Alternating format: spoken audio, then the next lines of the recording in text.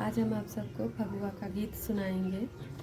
और एक लड़की रहती है, वो अपने ससुराल से आई रहती है।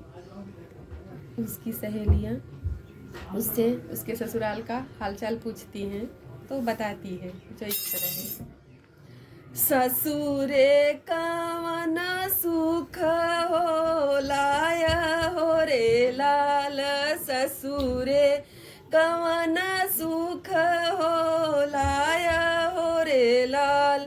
सासु तहई जैसे फूले कथरियावा, सासु तहई जैसे फूले कथरियावा। झनकी झनकी जियरा ले लिया हो रे लाल, झनकी झनकी जियरा ले लिया हो रे लाल। ससुरे कवन सुख हो लाया हो रे लाल।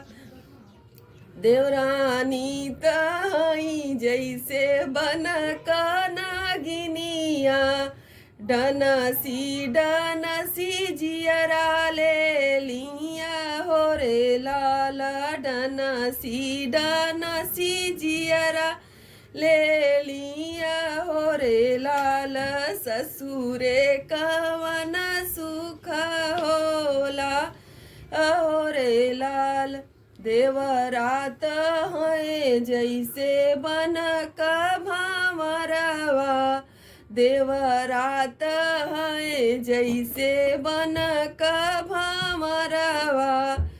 भनकी जियरा ले लिया हो रे लाल, भनकी जियरा ले लिया हो रे लाल। ससुरे कवन सुख हो लाया हो रे लाल। ननदी तहई जैसे बन का बिछुआवा, ननदी तहई जैसे बन का बिछुआवा।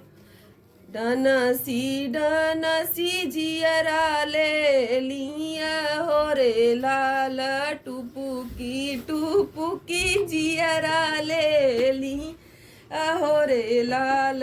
ससुरे कवन सुख हो लाया हो रे लाल।